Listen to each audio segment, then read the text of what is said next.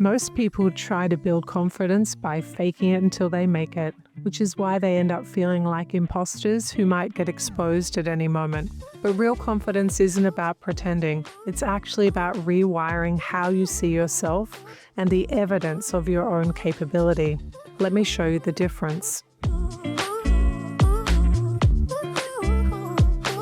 If you're watching this, it's a good chance that you're tired of second-guessing yourself, you're low in trust in yourself, where you're showing up, you're trying, you've even accomplished things people admire, and you've got real accolades, and some things still aren't working for you. Somewhere deep inside, you still feel like you're playing a role, like maybe you're one mistake away from being found out. Let me say this clearly. You're not broken. You've just been building confidence in a way that hasn't stuck, and now we can do it differently. I want to help you rebuild it for real this time. Part 1, the confidence illusion. Let's start with the most common approach I see. Fake it till you make it. It sounds empowering on the surface. I actually really don't like this saying. It's like smile wider, speak louder, dress the part. But inside you're disconnected. The problem is you're playing a part. You're not embodying a truth inside you. So you leave the meeting, the date, the family gathering, exhausted because you were on the whole time. Real confidence doesn't feel like that performance. It feels like presence. Let me give you an example. I have a client, let's call her Lena. She's a corporate executive.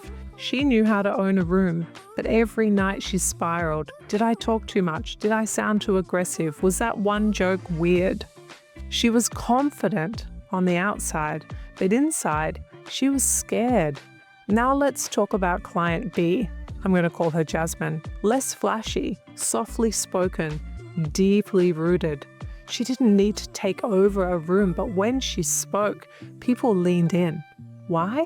Because her confidence wasn't about performing. It was about translating how she felt on the inside.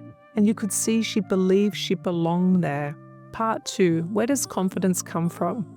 It doesn't come from success. It comes from how you process that success. Repeat that. Because you can succeed 100 times and still feel like a fraud if your brain isn't integrating the evidence of your success. And this is where most people get stuck. They win, then they dismiss it. That presentation went well. I guess I got a bit lucky. They said I was great. They're probably just being nice. That's not humility. That's self-rejection. We do that for protection, but let me be clear, it does not help us. So let's pause here for your first reframe. You don't need to do more to be confident. You need to notice and own what you've already done. Confidence is not built in the spotlight. It's built in the quiet moments afterward when you choose to believe the good thing was real. Part 3, how childhood shapes confidence. Let's talk about where the wiring usually begins. The problem is you're praised for outcome, not for effort. So now if it doesn't go perfectly, it doesn't count. We discount it. So rewriting this means celebrating progress, even when it's messy. 2 steps forward, 1 step back.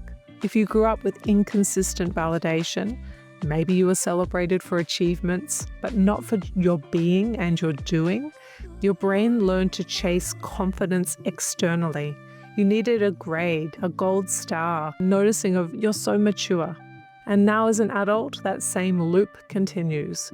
You don't trust your inner compass because it was never safe to, or perhaps it was never taught. This isn't your fault, but it is now your responsibility to change it.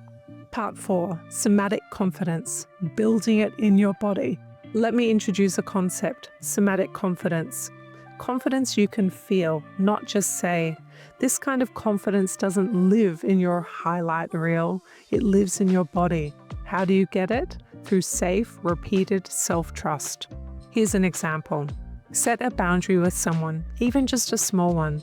Notice your physical feeling. Tight chest, shaky hands. Stay with that feeling. Don't backtrack, because your body remembers, I survived that boundary. I set it. Then your confidence builds. And over time, your nervous system learns, I can do hard things.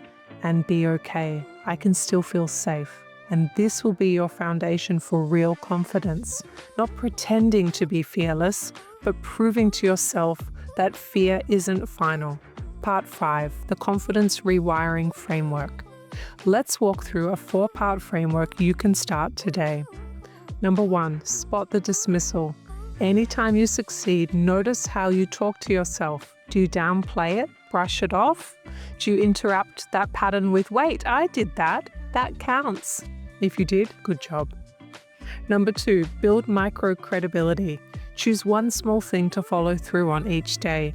It could be as tiny as, I will drink 1 glass of water when I wake up. Self-trust grows when you keep promises, no matter how small. You're showing yourself that you're important and you can be trusted. Number 3, use identity language. Don't say, I'm trying to be confident. Say, I'm a woman who's learning to trust myself. That tiny shift trains your brain to see it as truth. Number 4, celebrate the internal wins, not just the outcomes. Celebrate when you try something, when you advocate for yourself, when you speak up, when you don't spiral after a hard moment. That's the stuff who changes who you are, quietly but powerfully. Here's how I explain it to clients. Confidence is like muscle memory. You can't think your way into having stronger legs. You train them. You do reps, you rest, you recover, maybe some electrolytes. It's the same with confidence. The reps is your action. The rest is your actual rest, nervous system care. Your recovery is the self-compassion when it doesn't go perfectly.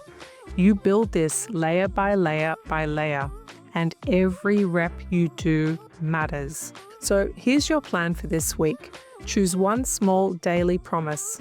Celebrate one internal win every night. Start tracking the evidence you're already becoming the woman you want to be. And if this resonated, don't just scroll, drop a comment below. Tell me one area where you're ready to start believing in yourself again. Because this is how we stop faking it and finally become it.